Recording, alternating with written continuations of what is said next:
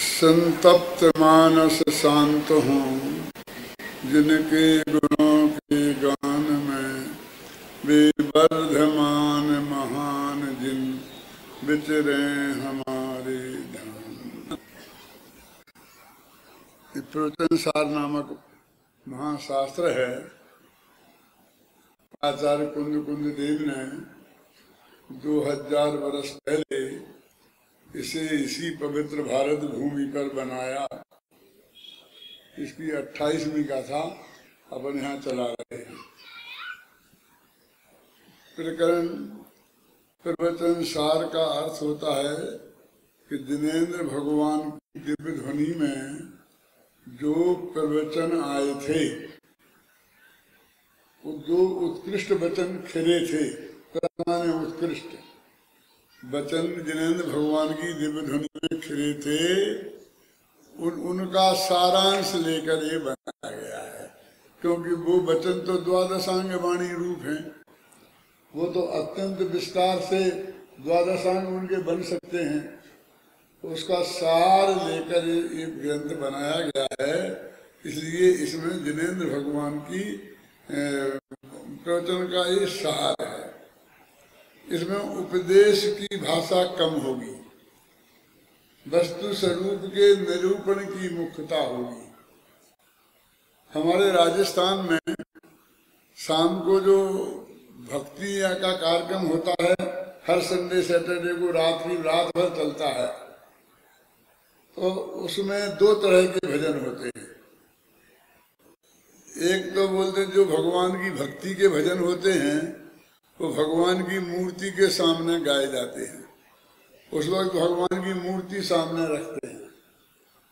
और फिर जो उपदेशी भजन होते हैं, उनको भगवान की मूर्ति के सामने पर्दा डालकर फिर बोल सकते हैं आप। कोई भजन जिसमें एक बताया हो कि संसार असार है, इसको छोड़ो, तुम अपने में जाओ, क्या रखा है संसार में, है ना। तो वो कहते हैं एक भगवान के सामने तुम बातें करो तो नाना के सामने ननिहाल जैसी बात करना हुई। भगवान के सामने तो भक्ति की बात हो। ये जिनेंद्र भगवान का जो प्रवचन सार है, ना तो इसमें भक्ति की विशिष्ट बात है और ना इसमें उपदेश की मुख्यता है। उपदेश माने दो तरह का होता है। एक तो तत्व का निरूपण करने को भी उपदेश कहते हैं, और एक ये समझाना कि संसार में क्या रखा है, इस अनंत दुख भोगे हैं, ऐसा कुछ नहीं किया तो अनंत काल तक फिर भोगेंगे, इसे अपन प्रेरणा कहते हैं। इसको भी उपदेश कहते हैं, ख्याल में है ना। तो लेकिन ये प्रवचन सार में इन दोनों बातों की मुख्यता नहीं है। बातें तो सब जगह सब होती हैं, वस्तु का स्वरूप क्या है, इस बात को बहुत मुख्यता से बताया गया है। आप सोचेंगे जी 28वीं गाथा आज तक तो हमने गुरुदेव के मुख से सुनी नहीं और विद्वानों के मुख से भी नहीं सुनी कि इनने 28वीं गाथा प्रवचन सार की कैसे चुनी। हमने समय सार की 73वीं गाथा, 38वीं गाथा, ऐसे कुछ हमारी नजर में सिलेक्टेड गाथाएं हैं। क्यों? उनकी चर्चा तो हमारी बार बार हम सुनते रहे हैं, लेकिन ये 28वीं कैसे आ गया? ये हमने समय सार पूरा हो गया, पहली गाथा से लेके अंतिम गाथा परिशिष्ट तक पूरा ऑडियो वीडियो सब तैयार है। टीवी पे जो आ रहा है ना जनवाणी पर, वो भी यही आ रहा है समय सार। पहली गाथा से लेके अंतिम गाथा तक चलेगा। घर पे ही आपका स्वाध्याय सुबह 7 बजे हो सकता है। अब हमने प्रवचन सार शुरू किया है, वो भी उसी तरीके शुरू किया है। जयपुर में तो बहुत कम रहना होता है, और रहना होता है तो प्रवचन भी पूरे दिन नहीं हो पाते हैं। तो जहां भी जाएंगे अब यही प्रवचन करेंगे और उसी क्रम में करेंगे, तब ये पूरा तैयार हो सकता है,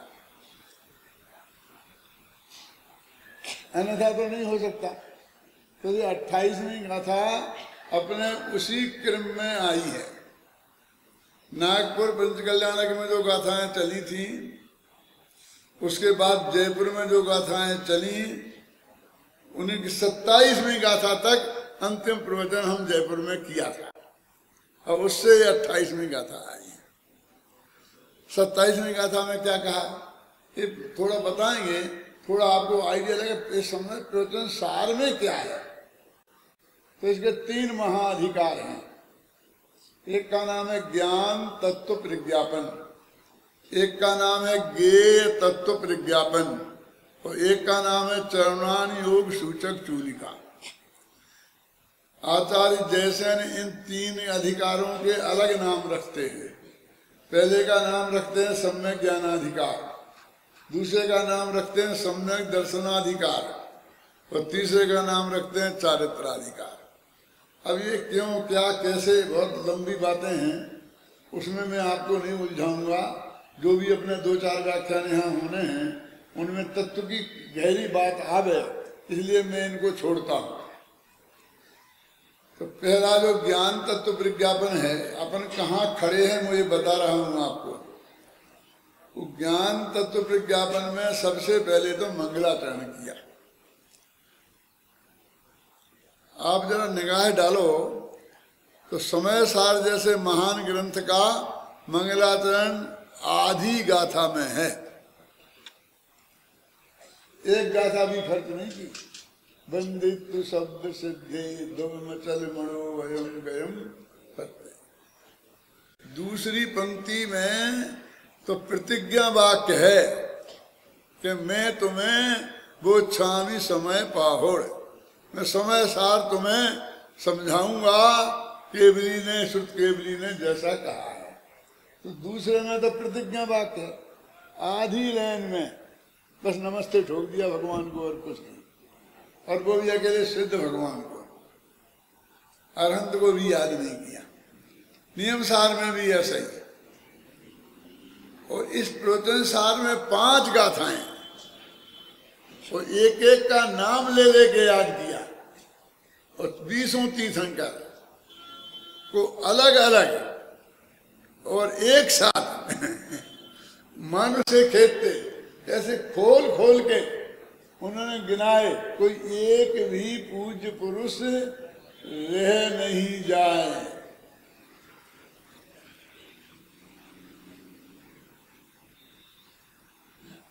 एक मैं बहुत मार्मिक बात आपको याद कहना चाहता हूँ, याद रखना जिंदगी भर, कि पूज्य पुरुष, एक देव साध गुरु को आपने नमस्कार किया तो उसमें सब पूज्य पुरुष आ जाते हैं, कोई बाकी नहीं बचता फिर।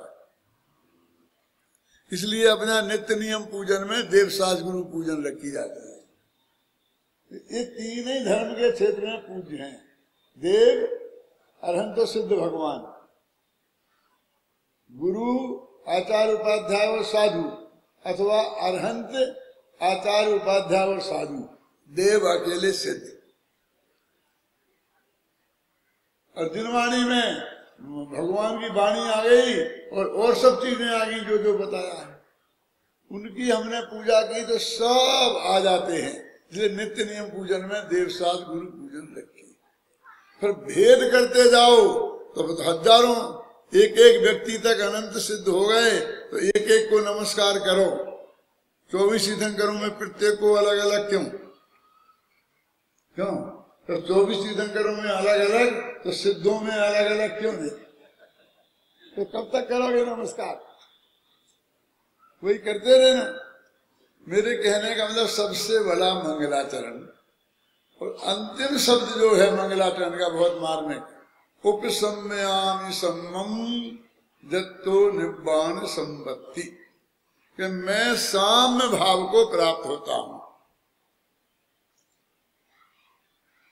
और जिसमें हमने चंद्राचार्य ने उसका मालूम अर्थ क्या किया, कि मैं अपने आश्रम में जाता हूं और समता भाव को प्राप्त करते हुए।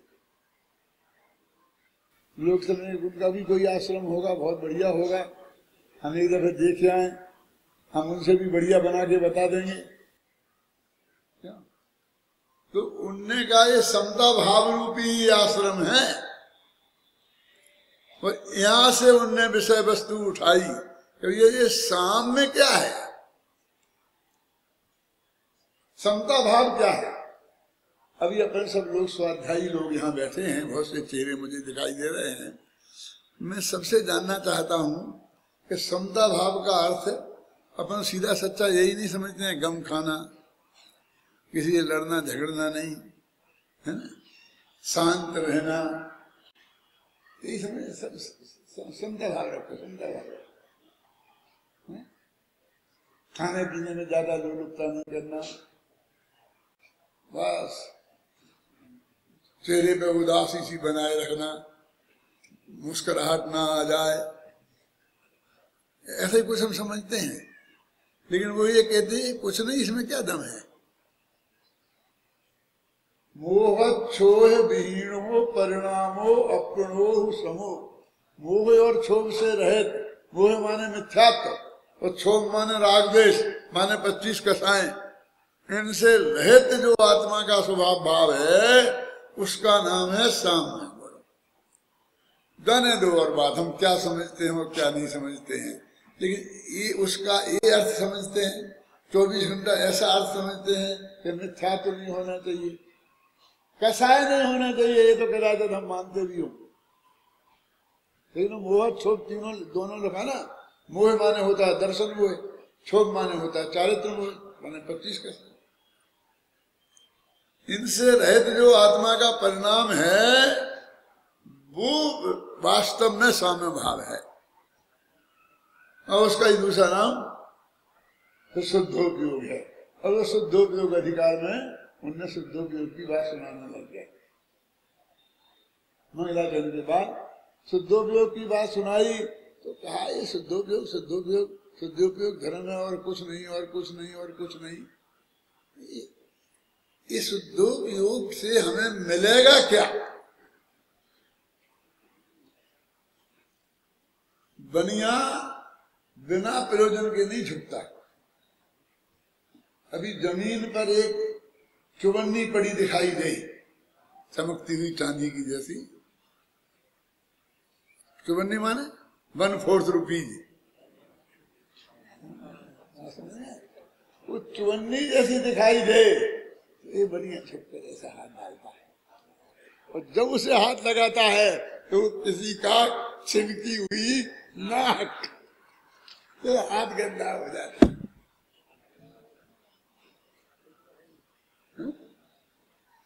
क्यों? छिलकी हुई नाक से हाथ गंदा हो जाता है। अरे वह चवन्नी मिल जाती तो कौन सा मोक्ष हो जाता? क्यों? जिसके लिए तू झुका था ये तो वो मिली नहीं, लेकिन वो मिल भी जाती तो क्या होता मुझे बता।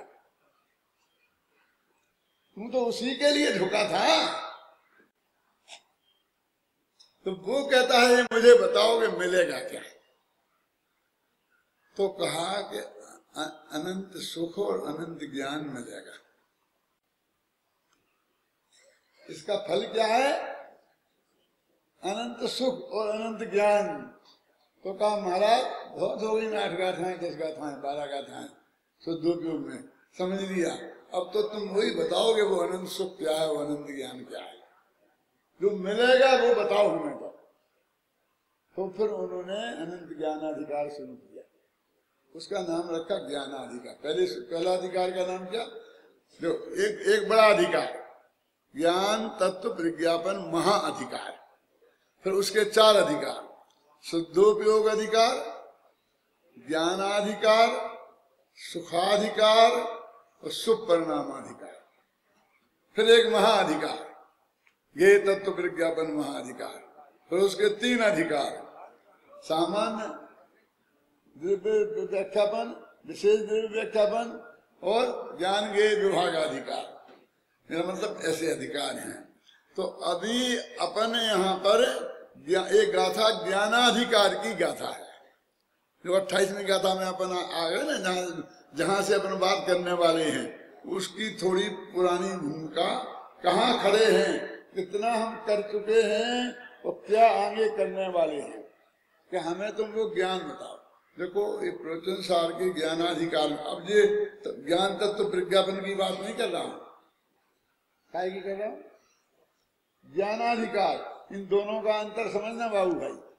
ज्ञानाधिकार माने उसके जो 4 अधिकार हैं उनमें एक अधिकार, और ज्ञान तत्व विज्ञापन अधिकार माने चारों को मिलाकर के जो अधिकार है वो अधिकार। ख्याल में आ गई ना बात। अब वो ज्ञानाधिकार हम समझते हैं कि ज्ञान का स्वरूप बताएंगे, लेकिन ज्ञान का स्वरूप नहीं बताया, ज्ञान किसे कहते हैं ये नहीं बताया, फिर सम्यक ज्ञान का स्वरूप भी नहीं बताया कि सम्यक ज्ञान किसे कहते हैं। ज्ञान का और सम्यक ज्ञान में क्या फर्क है?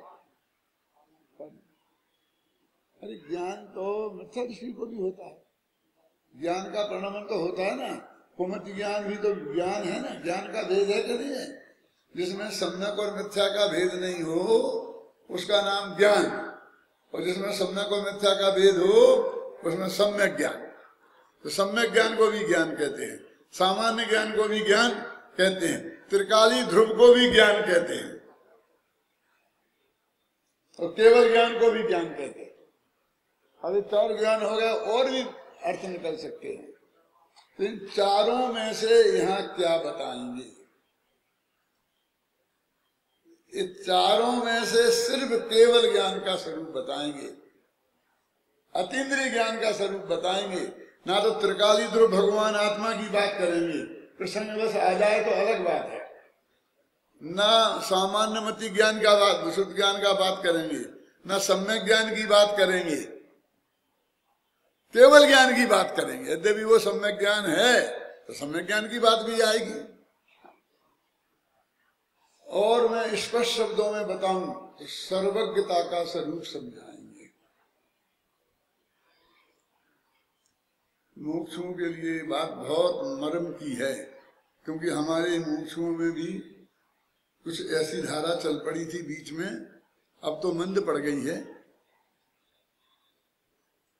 कि आत्मा अपने को जानता है, पर को जानना तो व्यवहार है, व्यवहार तो झूठा है, इसलिए उसे नहीं जानता। तो अब ये क्या बताएंगे? सर्वज्ञता, सबको जानता है ये समझाने का अधिकार है पूरा। क्यों तुम जमीन गंभीरता से विचार करें, गंभीर विषय है, कोई बात हो तो हम आपस में समझेंगे, कोई कसर ना रह जाए, क्योंकि पूरी गुरुदेव श्री की जो वाणी, भगवान अपनी वाणी गुरुदेव श्री के माध्यम से अपन को प्राप्त हुई है और अपन को इसे आगे बढ़ाना है, तो अपनी बहुत बड़ी जिम्मेवारी है। तो अपन एक आदमी कोई नहीं उठा सकता, इसे 10-5 को मिलके उठाना पड़ेगा। कहीं कोई रह जाए तो हम आपस में बात करके उसे समझ लेंगे, लेकिन समझना पड़ेगा। यानी इस पूरे प्रकरण में सर्वज्ञता की बात है, ये मैं कहना चाहता हूं कि ज्ञानाधिकार, प्रवचन सार के ज्ञानाधिकार में सर्वज्ञता की बात है। उन्होंने कहा मैं अतीन्द्रिय ज्ञान और अतीन्द्रिय सुख की बात करूंगा, मैं शुद्धोपयोग से प्राप्त होने वाला अतीन्द्रिय ज्ञान और अतीन्द्रिय सुख समझाऊंगा। तो ज्ञान समझाऊंगा तो ज्ञानाधिकार, और सुख समझाऊंगा तो सुखाधिकार। तो इसमें जी क्या समझाएंगे? बस खत्म, इतनी तो कह रहे हैं, सबको जानता है, तो हो गई ना बात खत्म। अब पूरा अधिकार काय में लगाएंगे? बहुत बड़ा अधिकार है, 38 गाथाएं होंगी, अभी मेरा जैसा ध्यान है यहाँ तक, ख्याल में है ना। तो ये क्या समझाएंगे कि भाई हम ज्ञान का स्वभाव समझाएंगे, ज्ञान कैसे समझता है, सबको जानना का काम यदि ज्ञान को दे दिया तो ज्ञान बहुत परेशान ना हो जाए क्या? क्योंकि इतना इतना सबको कहाँ जाने। कुछ लोग ऐसे शौकिया होते हैं, हमारे विद्यार्थियों में भी हैं, कि 7 विषय में MA कर लिया और 8 की तैयारी है। नाम नहीं बता सकता हूँ, लेकिन क्या फायदा, जानने वाले तो जानते ही हैं। हो सकता है 70-80 वर्ष के जब तक नहीं हो तब तक 100-200 में विषयों में MA कर लें। हमारे गुरुजी हमें पढ़ाते थे तो 7 विषयों में भी तीर्थ थे, सप्त तीर्थ, 5 विषयों में आचार्य थे, पंचाचार्य, ऐसे ऐसा शौक होता ना कुछ, सबको जानना सबको जानना सबको जानना। ऐसे लोगों को कहा कि काय को जिंदगी खराब करते हो, लोक में एक अर्थ करी विद्या पढ़ो और फिर सारे जीवन भर उसका प्रयोग करके 2 रोटियां कमा के खाओ, बाकी समय बचे तो आत्मा के कल्याण में लगाओ। ये मार्ग है। वो लौकिक 50 तरह के एमए करने से क्या फायदा, उनसे मोक्ष मार्ग तो खुलता नहीं है। डॉक्टरी पढ़ के पूरी पढ़ के फिर इंजीनियरिंग शुरू कर दी, क्यों? डॉक्टरी करी नहीं पढ़ी वह के लिए, तो इंजीनियरिंग शुरू कर दी। इंजीनियरिंग पूरी नहीं हो पाई, अकाउंटेंट शुरू कर दिया। सब क्या होगा? ऐसे लोगों से देश का और खुद का उनका कल्याण होगा? ये करते रहेंगे तो 2 रोटियों खाने के लाले पड़ेंगे और देश को कुछ नहीं मिलेगा।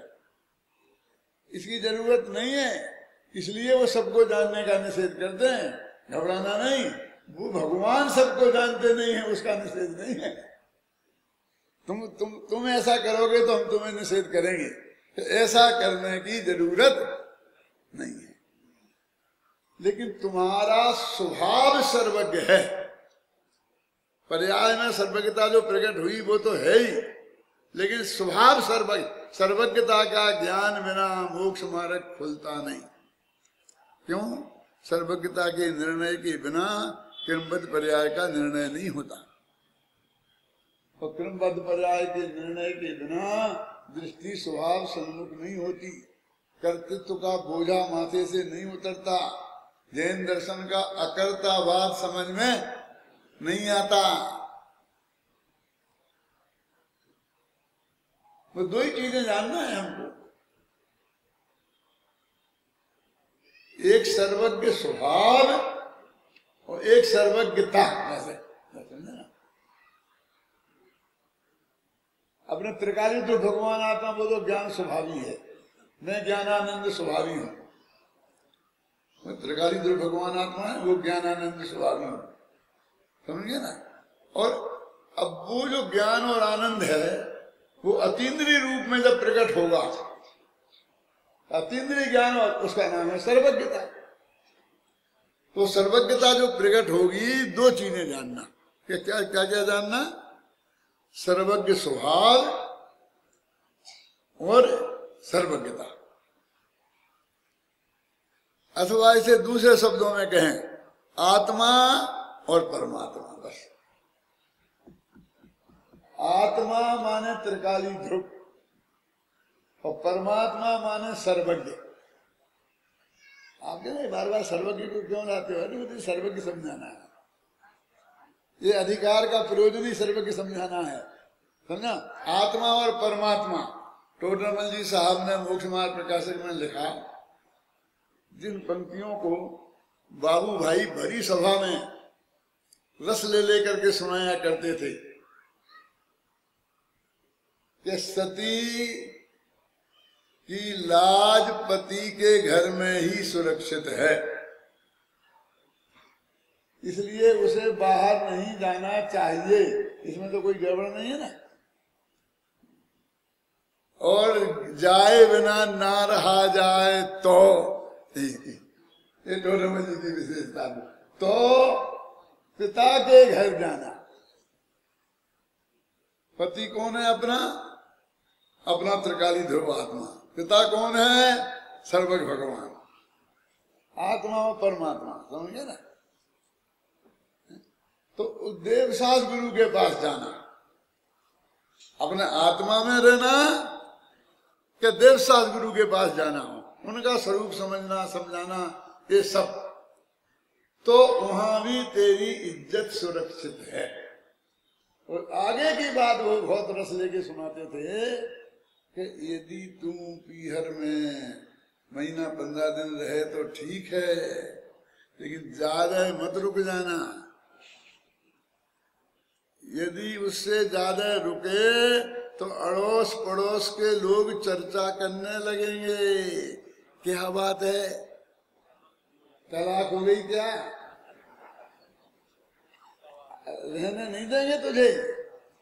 और 6 महीना निकाल दिए तो भाई भाभी आपस में बात करने लगेंगी कि ये क्या अब यहीं रहेंगी, अपना एक रूम जिसका 10,000 रुपये महीना किराया आ सकता है यही घेरे रहेंगे। क्यों? वे भी काना फूसी करने लगेंगी। और साल भर निकल गया तो माँ और बाप भी आपस में लड़ने लगेंगे कि तुम्हें तो कुछ होश ही नहीं है, लड़की साल भर से घर बैठी, कुछ सोचो समझो कुछ करो।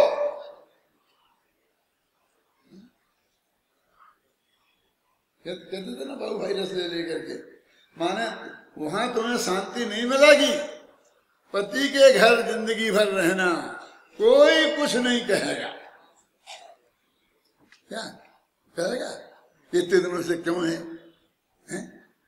ये लोग ने पीहर तो जाती ही नहीं है, तो लोग कहेंगे पागल है, तो ये क्या मतलब है, जाती है कि नहीं जाती है? शुरू में भाई लेने आता था, गांव का आदमी आता था तो कहती थी कि मैं तेरे साथ चलती हूँ पीहर, और घर वाले कहते अरे कोई तेरा भाई लेने आएगा तो भेजेंगे, इसके साथ भेजते हैं क्या? और 10-5 साल निकल जाते हैं तो पिता आए सके और वो कहे कि बेटी मैं तुझे लेने आया हूं, अपने मेरे साथ चल, तो वो ये नहीं कहती है कि ससुर साहब से पूछ लो, कि सासू से पूछ लो, कि मेरे पति से पूछ लो, ये नहीं कहती है। कहती है पापा इस वक्त नहीं जा सकती है बच्चों की परीक्षा चल रही है, तो इनकी ऐसी आदत है कि 3 दफे जगा कर देने चाय नहीं पिलाओ तो नहीं चाय दे सो जाए। वो ऐसा कारण बता देती है कि बाप पहले कि अब तो जिंदगी भर कभी नहीं आ पाएगी, क्योंकि उस दिन इसका पति बिना चाय पिए पिए सो जाएगा। माने उसका उस घर में कितना घरोवापन हो जाता है, कितना अपनापन हो जाता है। ऐसा त्रिकालीद्र भगवान आत्मा अपना पति का घर है, वो तो अपनी असली चीज है। ये परम सदाचार का उपदेश है कि अपने आत्मा को जानो जानो और जानो। तो सारी दुनिया को जाने के नहीं, तो गुरुदेव की भाषा में जवाब है कि सारी दुनिया जानने में आ जाएगी, जानने में आए बिना रहेगी नहीं। और उसी का नाम स्व और पर दोनों का प्रकाशन है, और उसी का नाम सर्वज्ञता है। इसमें इस उपदेश की जरूरत नहीं है कि उनको जानो। तो क्या कह रहे कि जानता नहीं है आत्मा, ये जो लोग कहते हैं हम उसका निषेध कर रहे। वो तेरे जानने में आ जाए तो मना नहीं करना, जानने जाना ये नहीं कह रहे। क्या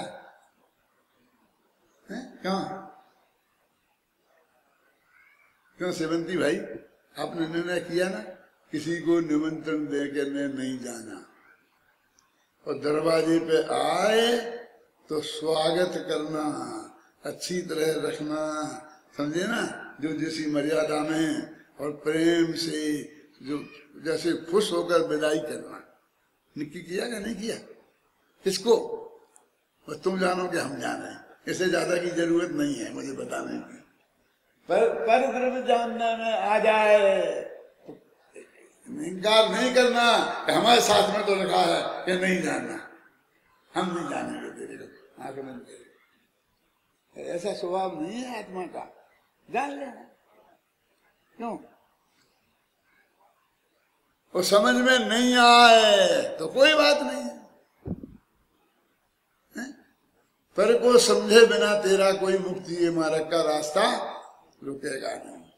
तो वो कहते सबको जानने का भार मुझे तो बहुत ज्यादा लगता है, इतना काम तो नहीं सौंप सकते हम किसी को। पूरा ऑफिस यही संभाले, सबके जवाब दे। क्यों? नहीं कम से कम इसको 10 क्लर्क का काम है, तो 10 नहीं तो 8 तो रखो, ठीक है पंडित जी के नहीं। मैं कहता हूं कितना बड़ा देश है, 1.25 अरब लोग रहते हैं, तो एक प्रधानमंत्री से क्या होगा? दो चार प्रधानमंत्री तो होना चाहिए ना, क्यों ठीक रहेगा ना? 10 प्रधानमंत्री रखो। क्या कह रहा है तुझे होश है? इस देश के 10 टुकड़े करने की बात कह रहा है तू, और 10 देश बनाने की बात कह रहा है। मंत्री तो 100 के 1000 भी हो सकते हैं। सब मंत्रियों पे तुमको कृपा है, दया है, उन्हें बहुत काम है, थोड़ा बंटवारा कर दो। प्रधानमंत्री पे दया नहीं है क्यों? अब बुढ़े हो गए, अब उनसे होता नहीं है काम। कुछ भी होगा, प्रधानमंत्री तो एक ही होगा, ख्याल में आया ना? उसमें बंटवारा नहीं होगा।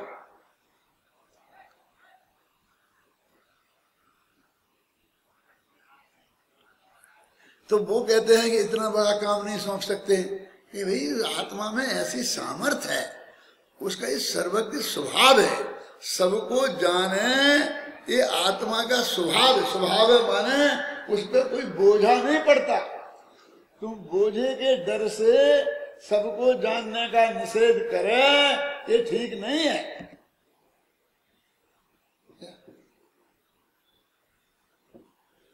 क्या हाथी के ऊपर 4 आदमी बैठ गए तो अभिनंदन जी कहेंगे इसी पे, भैया थोड़ा हाथी का भी ध्यान रखो, आत्मा का ध्यान छोड़ के हाथी का ध्यान रखो। अब तो चले ही गए हाथी, यहाँ आए कि नहीं आए मुझे पता नहीं है, नहीं आए, बहुत बढ़िया, धन्यवाद। अरे यार तो आने की क्यों बात करते हो, नहीं आने की, ख्याल में है ना कि हाथी पे तो कहते क्या बात करता तेरे को तो उस पर जैसे गुलाब का फूल रख दिया हो, 4 आदमी तो ऐसे हैं, उसके लिए उसमें कितनी ताकत है तुझे पता है? तुझे उस हाथी की ताकत का पता नहीं है, इसलिए कहता है कि थोड़ी दया करो उस पर। अरे तुम यदि नहीं बैठेंगे लोग, घोड़े पे सवारी हम नहीं करेंगे तो घोड़ा भूखों मर जाएगा, उसे कौन खिलाएगा? खाली बंधा रहे और कोई बैठे नहीं तो कौन खिलाएगा? उसको बैठेंगे तो उसे माल मसाला खाने को मिलेगा। क्या बोलो? उसे काम दो, ये मजदूर को काम देना, मजदूरी देना, ये दया है। बेचारे से काम नहीं कराना ये दया नहीं है, क्योंकि भूखों मर जाएगा काम नहीं कराओगे तो। बिना काम कराए तो तुम देने वाले नहीं हो। भगवान आत्मा का सर्वज्ञ स्वभाव है, सबको जानने में उसको कोई बोझा नहीं। तो फिर कहते तुम मत जानो, हम तो ये कह रहे कि पर के जानने से तेरे आत्मा के कल्याण में नहीं होगा, केवल ज्ञान नहीं होगा, इसलिए तुमकी बात नहीं है। जानने में आए इसका निषेध नहीं है, जानने में आना तो उसका स्वभाव है। तो किसको जानने में आना स्वभाव है? बोलो। सब एक भी पदार्थ नहीं छूटे, ऐसा उसका स्वभाव है। तो फिर हम कुछ जानते हैं और कुछ नहीं जानते, ये तो क्षयोपशम का दोष है, ये तो आवरण का दोष है ना। असली तो सर्वज्ञता पर्याय में प्रकट हो और स्वभाव में प्रकट हो, दोनों चीज हैं, इसलिए बोझा पड़ेगा, ये घबराना नहीं। क्यों? लेकिन हमको यदि पीछे का देखना पड़ता है तो ऐसे करना पड़ता है, तो भगवान को भी पीछे का देखने को ऐसा करना पड़ता है। तो गर्दन में बहुत दर्द होने लगता होगा। यूं कहते हैं कि उनको बिल्कुल भी हिलने की जरूरत नहीं है, और चारों तरफ के सब पदार्थ और एकदम आत्मा के ज्ञान के गे बन जाएंगे, ऐसा स्वभाव है। क्यों साहब? तो जो यहाँ से 10 मीटर दूर का तो दिखता है जैसा, और 1000 मीटर 1-2 कोस का तो छोटे छोटे दिखते होंगे। जैसे अपन को दिखता है ना, अभी बड़े बड़े पेड़ गमले जैसे दिखते हैं जंगल के, ऐसा दिखता होगा? नहीं, यहीं बैठे बैठे लाखों मील दूर का पदार्थ भी उतना ही साफ जितना है उतना दिखता है, और पास का भी, और सुमेर पर्वत के अंदर में जो वो सोना रखा है ना, शुद्ध 100% शुद्ध 100 का, वो सोना भी सुमेर पर्वत को तोड़े बिना साफ साफ दिखाई देता है। मालूम नहीं था कि सुमेर पर्वत है? उस सुमेर पर्वत के अंदर में ऐसा सोना जिसमें 100 टन का, वो हजारों मन डरा है। अब पूरा प्रवचन सुन लेना, नहीं तुम वहां भागो, वो सोना तोड़ते हो, सुमेर पर्वत को तोड़कर निकालने के लिए। आज तक तो कोई निकाल नहीं पाया। माथा मत मारना, निकलेगा नहीं। यदि कोई निकाल सकता होता तो आज तुम्हारे लिए बचता ही नहीं। पहले तुम्हारे बाप दादा ही निकाल लाते, है ना? उसको भी बिल्कुल क्लियर, साफ साफ दिखाई दे, ऐसा तेरे आत्मा का स्वभाव है। आज जो हो रहा है वो तो दिखाई दे ही, लेकिन जो कल हो चुका है, परसों हो चुका है, 1 लाख वर्ष पहले हो चुका है, वो भी दिखाई दे। वो होके चुका। मर के पैदा हो गए दूसरी जगह, वो 3 जगह पैदा हो गया। जैसे होता है, तुम लोग जमीन का धंधा करते हो तो क्या वो जमीन थी जिसके नाम म्यूनिसिपैलिटी में लिखी थी, वो उससे तो 10 जगह बिक गई। अबे म्यूनिसिपैलिटी में उसी के नाम लिखी है, तो बिकते बिकते जब तलाश करी तो 10 जगह बिक गई और 10वें आदमी के हाथ में पहुंच गई। अब हमने उससे खरीद लिया, उससे कहते कौन देवे, कैसे लेवे, कैसे दिलावे, क्यों? ये सारी घटनाएं जो भी हो चुका है वो सब इस समय उनके ज्ञान में बिल्कुल साफ दिखाई दे, स्पष्ट वर्तमान बत गाथाएं आएंगी ऐसी। ये जो मैं बात बोल रहा हूँ प्रकरण के बाहर की नहीं बोल रहा हूँ, समझे ना? ये पढ़ने का तो तुम्हारे सामने से नहीं पढ़ रहा हूँ, दिन भर पढ़ता हूँ ना, तो आध घंटा भी प्रवचन करने में वक्त पढ़ना पड़े तो पंडित काहे के करो। और अभी जैसे अड़चन भी बहुत है, हाँ जी स्पीकर जी, इतने में हाथ तो चला नहीं सकता, मुश्किल से लड़ करके इनसे ऐसे लगवाता हूँ, नहीं तो ये तो ऐसी बंदूक से जला के टांग के रख देते हैं, अपना हाथ वहां ढेले ही नहीं पाए। अब सबको सुनाई देता है ना, तब ये ठीक है, ऐसा क्यों नहीं लगा देते? मेरे को क्यों मेहनत करनी पड़ती है रोजीना? इसकी मास्टरी भी मैं ही करूं कि स्पीकर कैसे लगाना।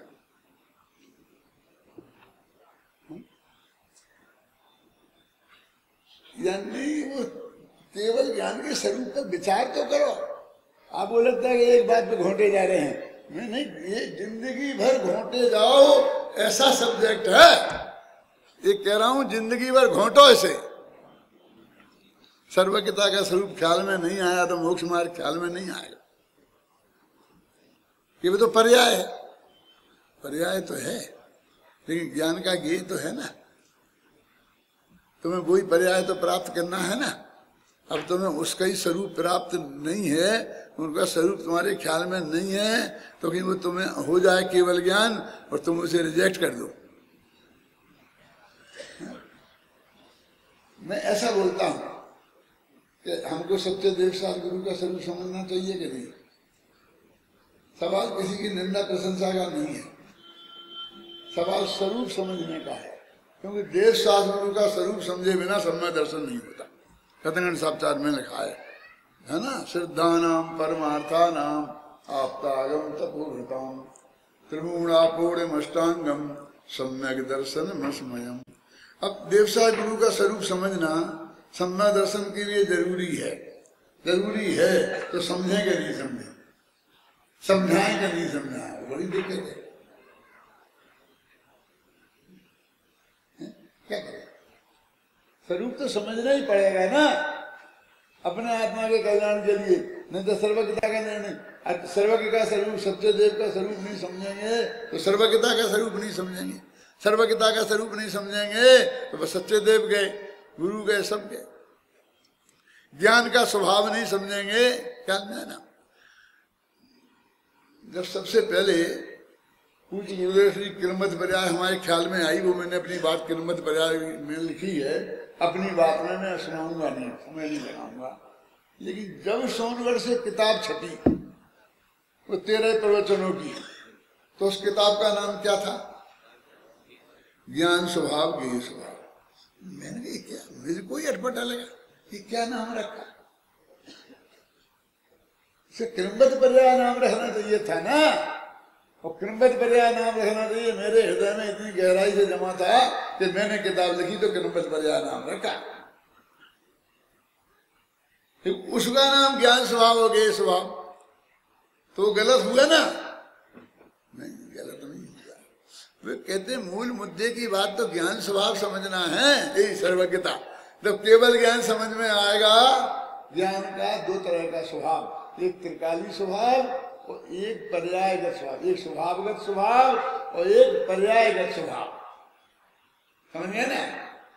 तो एक प्रकट पर्याय का स्वभाव, तो ये सर्वज्ञता का स्वरूप समझ में नहीं आएगा। तो ज्ञान स्वभाव वो असली विषय तो वो है। अब हमें कहेंगे ज्ञान स्वभाव समझो, ज्ञान स्वभाव, तो तुम्हें समझोगे देवसास गुरु का स्वरूप समझा रहे, देवसास गुरु की बात कर रहे। तुम्हें तो ये चाहिए किसी कमंडल वाले तुमको लाखों प्रणाम। अरे भाई, सच्चे मुनिराजों के तो पिछी कमंडल होता ही है, लेकिन पिछी कमंडल हैं। मुनिराज की आत्मा उनसे अलग है। जब मुनिराज के शरीर से मुनिराज की आत्मा अलग है, तो पिछी कमंडल कहाँ खड़े होते हैं? उनके अंदर होने वाला स्वभाव भाव, उनसे उनका आत्मा अलग है, तो ये बाहर की चीजें कहाँ खड़ी होती हैं? उसके नहीं होने की बात कौन कहता है? लेकिन हमने तो वो ही मान लिया, इसलिए कहते हैं उसका हम स्वरूप समझें। मैं आपको सच्ची घटना सुना रहा हूं, अभी करीब 8-10 दिन से ज्यादा नहीं हुए होंगे। एक भाई ने जो मेरे से कहा कि साहब पद्म पुराण में एक कहानी आती है, ध्यान देना। तो क्या आती है कि कोई किसी की परीक्षा करने के लिए कि इसका सिद्धांत कैसा है, एक देवता लोग आए और उनने पिछी कमंडल ले लिया। पिछी कमंडल वाले महाराज आए और एक नदी के किनारे बैठकर मछलियां पकड़ने लगे। शास्त्र में लिखी, शास्त्र बताई। और एक बगल में एक औरत बैठी थी और वे पिछी कमंडल रखे थे और मछलियां पकड़ रहे थे। तो एक आदमी, एक गृहस्थ गया, धर्मात्मा गृहस्थ, उनके हिसाब से ज्ञानी गृहस्थ गया, तो पहले उन्हें नमस्कार किया और फिर कहा महाराज हाथ जोड़ के कि महाराज ये क्या है, ये आप क्या कर रहे हो? तो महाराज ने कहा कि ये मेरी पत्नी है और इसको मछली खाने की इच्छा है, इसलिए मैं मछलियां पकड़ रहा हूं। क्या मैं समझ में ना? तो उनने मुझे समझाने की कोशिश की कि इसलिए चाहे वो मुनिराज ऐसी हालत में हो, समझ गया ना, तो भी नमस्कार करना चाहिए। ये निकाला उसमें से यार, उसने पहले जाके नमस्कार किया ना, ये लिखा है शास्त्र में, और फिर बाद में वो बात कही, तो पहले नमस्कार करो बाद में बात करो। पिछी कमंडल वाले बिल्कुल बहुत गंभीरता से, हम गंभीरता से बैठे हुए थे और उन्होंने मुझे बताया मेरी उम्र के ही होंगे। मैंने उनसे बहुत ही प्रेम से कहा कि भाई साहब इसका तो अर्थ ये हो गया कि अब हम इतना ही बाकी रह गया। इतना ही बाकी रह गया, ऐसा लिखा है देखो आप शास्त्र में। मैंने कहा वो तो नमस्कार करो लिखा, वो तो ऐसा है कि किसी भी आदमी को कोई बात समझाना हो तो प्रेम से बात करो। कि नमस्ते भैया, तब तो वो अपनी तरफ देखेगा। नमस्कार का मतलब ये नमस्ते भी होता है, ये इसका नाम भी नमस्कार है। मैं आप सबको नमस्कार करता हूं। क्यों? अपन बोलते कि नहीं बोलते हैं? जय हिंद, सारे हिंदुस्तान को नमस्कार करते हैं कि नहीं करते हैं?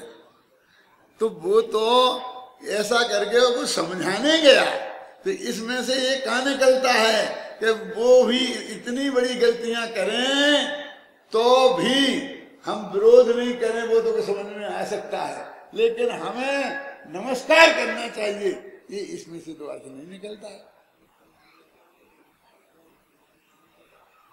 क्या ये निकलता है क्या? तो हमको विवेक पूर्वक हर चीज समझनी तो पड़ेगी। एक भाई थे, तो अपने नंग दिगंबर बीतरागी संत मुनिराज होते हैं ना, उसके नीचे पंच परमेष्ठी नहीं होते। नग्न दिगंबर तक के बिना अपने यहाँ पर पंच परमेष्ठी पना नहीं होता। ये तो नक्की है कि नहीं है? दिगंबर शास्त्रों में किसी को भी मतभेद नहीं है। एक भाई मेरे से बोले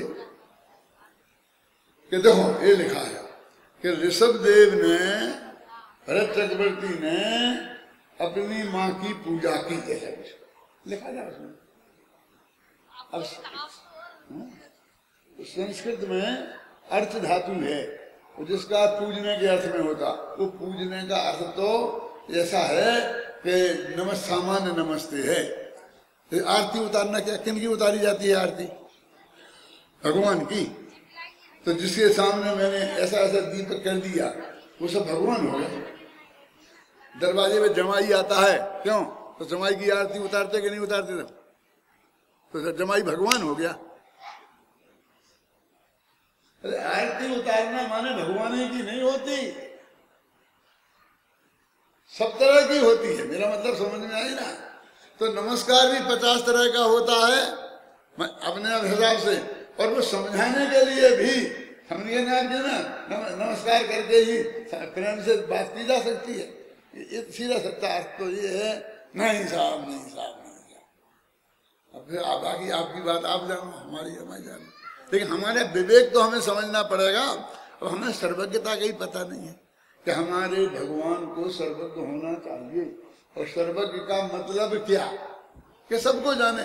ऐसा कॉमन सबको जाने से काम नहीं चलेगा। जो भविष्य में होने वाला है बहुत आएगा स्वरूप इसमें। इसमें कम से कम 10-20 गाथाएं ऐसी आएंगी कि जिसमें सर्वज्ञता का स्वरूप बताया गया है। तो अब इसे ये डर लगता है कि हाय राम, यदि हमें भगवान बनना है तो हमें सर्वज्ञ बनना पड़ेगा। कि हाँ साहब, बिल्कुल सही बात है। तो फिर सबको जानना पड़ेगा कि हम तो जितना जानते हैं उतने नहीं, हमारी कमर दुखने लगती है, सिर दर्द करने लगता है, माथा दुखने लगता है, फेरिडोन की गोली खाना पड़ती है। क्यों? इतना नहीं जान पाएंगे हम। तो तूने अपने स्वभाव को नहीं जाना, तूने यही मान लिया हम जान ही नहीं पाएंगे सबको, तो तू सर्वज्ञता का स्वरूप ही नहीं जानता है। अरे तेरा स्वभाव ये है कि सारा लोकालोक तेरे ज्ञान का गेय बने, और 1 सेकंड तू सोए नहीं, और 24 घंटा वो ज्ञान का गेय बनता रहे, तो भी तेरे को रंच मात्र तकलीफ ना हो। इसलिए अनंत सुखाधिकार, वो अनंत ज्ञान के साथ तेरे को अनंत सुख प्रकट होगा। भैया बिना मैं कैसे जानूंगा, इतनी ताकत तो मेरे में नहीं है कि भैया उसके साथ में अनंत वीर मुफ्त में मिलता है। बाय 1 गेट 3, एक चीज खरीदो और 3 चीजें मुफ्त में ले जाओ। एक केवल ज्ञान खरीदो, केवल ज्ञान के लिए पुरुषार्थ करो, तो अनंत सुख, अनंत वीर, अनंत दर्शन, ये 3 चीजें तुझको ऑटोमेटिक रूप से मिलेंगी ही। माने तेरे को अनंत शक्ति तेरे में प्रकट होगी ही।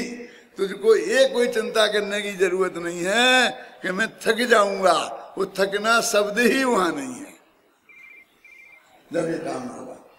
ये चारों तरफ से निश्चिंत हो, बोले समझ तो जाएगा ये चीज मुझे मिलेगी तो फिर मेरा क्या होगा।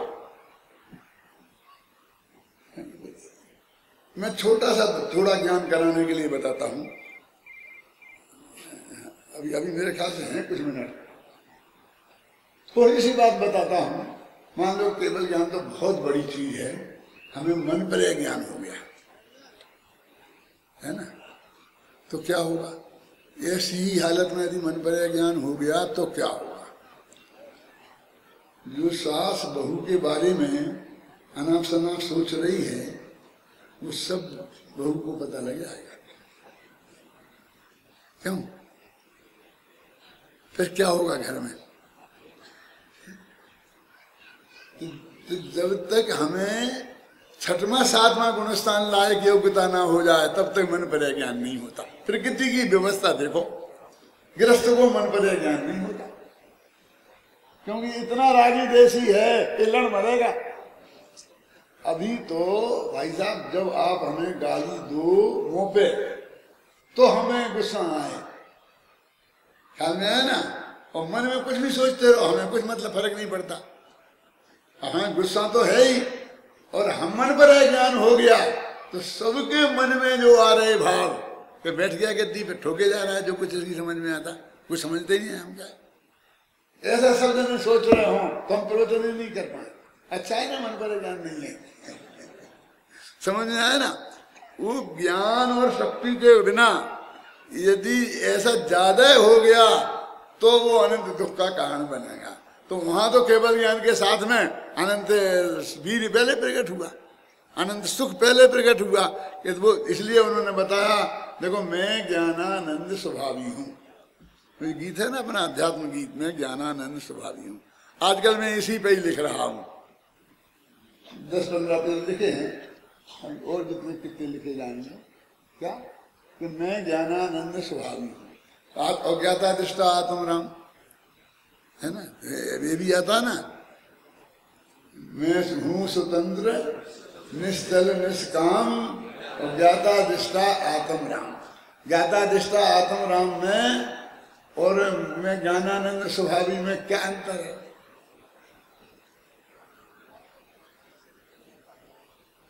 देखो वो ज्ञानानंद स्वभावी और ज्ञाता दृष्टा आत्म राम सिद्धांत का वाक्य है। सिद्धांत में ज्ञान दर्शन एक साथ आते हैं क्योंकि दोनों ही चैतन्य की विशेष हैं, ज्ञानोपयोग दर्शनोपयोग। न्याय शास्त्र में ज्ञाता दृष्टा आत्म राम आएगा और अध्यात्म में दर्शन गुण तो आनंद का कारण है भी नहीं, न दुख का कारण है, न मुक्ति का कारण है, न संसार का कारण है। ख्याल में है ना। तो आनंद गुण आ जाता है। जब अध्यात्म की चर्चा होगी तो ज्ञाता दृष्टा आत्म राम में ज्ञानानंद स्वभावी हूं हो जाता है। अंतर समझ में आ गया नहीं है। वो दर्शन गुण से हमारा ज्यादा प्रयोजन नहीं है, लेकिन ज्ञान के साथ आनंद होना चाहिए। प्रवचन सार में देखो ज्ञानानंदात्मने नमः लिखा के नहीं लिखा। जब मैंने लिखा था तब मुझे ये नहीं पढ़ा था, ध्यान में नहीं था। पढ़ा होगा तो ध्यान में नहीं था, फिर उस सहज भाव से अंदर से लिखा गया। गोदका जी कहा करते थे पंडित जी एक ऐसा गीत लिखो, एक ऐसा गीत लिखो, ज्ञाता दृष्टा आत्म राम, ऐसा ही बोलते थे वो। तो मुझे लिखें ऐसा थोड़ी मुझे आपने आप एक कह दिया और मेरे से फटाफट लिखा गया। लिखेंगे लिखेंगे लिखेंगे, महीनों निकल गए, नहीं लिखा पाया। एक जगह ऐसा हो गया, आ गया विवेक में और लिखा गया। उन्हें बताया तो वो सारी जिंदगी उसे गुनगुनाते रहे। हर सभा में जहां वे मौजूद होते थे वो ज्ञानानंद स्वभावी गीत गाते थे। गुरुदेव श्री को उसकी कई पंक्तियां बहुत पसंद थी। राग रंग से भिन्न भेद से भी मैं भिन्न निराला, कहते थे वो एक पंक्ति में सारी बात कह दी। राग माने पौद्गल, संयोग पर पदार्थ, रंग माने और राग माने विकारी भाव और भेद व खत्म, तीनों चीजें हो गई। राग से भिन्न क्यों, इस पंक्ति को बहुत याद करते थे गुरुदेव, गुनगुनाते थे। और हमारे युवा फेडरेशन ने जैसे अपना राष्ट्रीय गीत बना लिया है, कोई कार्यक्रम करते हैं तो पहले ज्ञानानंद स्वभावी और उसका अंत करते हैं तो भी ज्ञानानंद स्वभावी से, और हमारे मुखियों का नवोकार मंत्र जैसा बन गया है। उस मर्म है ना, ज्ञान और आनंद की बात है। ये प्रवचन सार पहले अधिकार में क्या नाम, पहले अधिकार का भैया ज्ञान तत्व प्रज्ञापन अधिकार, उसके 4 भेद। पहले का क्या नाम 4 में शुद्धोपयोग अधिकार, दूसरे का नाम ज्ञानाधिकार, तीसरे का नाम सुखाधिकार, चौथे का नाम शुभभावाधिकार। इतने याद तो रखना पड़ेंगे, अधिकारों के नाम तो याद रखना पड़ेंगे। क्या बात हो गई है, क्या बात आ रही है। अब अभी क्या चल रहा अपना ज्ञानाधिकार। अब ज्ञानाधिकार में क्या बात हुई थी, 27वीं गाथा में क्या बात हुई थी? ये बात हुई थी कि आत्मा ज्ञान है, ज्ञान आत्मा है और आत्मा ज्ञान है और अन्न भी है। ये क्या कह रहे, नहीं आई समझ? मैंने बिल्कुल गाथा का अर्थ बोल दिया है। वकील साहब ख्याल में है क्या कह रहे? ज्ञान आत्मा है और आत्मा ज्ञान है। नहीं, फिर सुनना, ज्ञान आत्मा है और आत्मा ज्ञान भी है और अन्न भी है। अन्न भी है क्या आ गया, सुख भी है, दर्शन भी है, चारित्र भी है। आत्मा तो ज्ञान स्वभावी है, समझिए ना। आत्मा तो ज्ञान स्वभावी है, लेकिन उसमें और अनंत गुण हैं। जब हम आत्मा कहते हैं तो भी अनंत गुण आते हैं, तो ज्ञान उसका अनंतमा भाग है। तो ज्ञान कितना छोटा हो गया और आत्मा कितना बड़ा हो गया। ज्ञान जैसे अनंत गुण जिसमें हो उसका नाम आत्मा, समझ में ना। एक कारखाना हमने और आपने खोला प्रमोद जी, और उसके दोनों के 50-50 के पार्टनर हैं, और हमारे तो एक ही कारखाना है सारी आजीविका का साधन, और तुम्हारे में ऐसे 50 कारखाने हैं, तो कौन बड़ा होगा? समझ में आए ना? क्यों 50 गुने हो गए ना तुम? तो भाई इस कारखाने की दृष्टि से देखेंगे तो दोनों बराबर हैं कि नहीं? और फिर इस कारखाने की दृष्टि से नहीं देखें, पूरे की दृष्टि से देखेंगे तो भी 50 के मालिक हो गए, तो भी तो अनंत हैं। आत्मा अनंत गुना बड़ा है, लेकिन जितने आत्मा के प्रदेश उतने ज्ञान के प्रदेश। जैसा अनादि अनंत आत्मा, जैसा अनादि अनंत ज्ञान। कितनी कितनी अपेक्षाएं हैं और किन कितनों समझ। 27वीं गाथा में ये बात बताई थी कि ज्ञान आत्मा है और आत्मा ज्ञान भी है और अन्न भी है। अन्न में और कोई गुण लेना, जितने जितने गुण आपको लेना है वो सब गुण लेना। अब वो ये समझे कि ये जब मुझे अमेरिका देखना हो तो अमेरिका जाना पड़ता है, बहुत खर्चा लगता है और तकलीफ भी बहुत होती है। तो मैं सारी दुनिया को जानूंगा तो सारी दुनिया को मैं जाना पड़ेगा, मेरे बस की तो नहीं है इतनी यात्राएं करना। ये पागल हो गया है। तेरे को तो वो केवल ज्ञान होगा, वो ऐसा नहीं होगा कि अमेरिका को जानने के लिए अमेरिका जाना पड़ेगा। वो तो तू यहीं बैठा रहेगा और गर्दन नहीं हिलाएगा, समझे ना। और सारी दुनिया तेरे ज्ञान में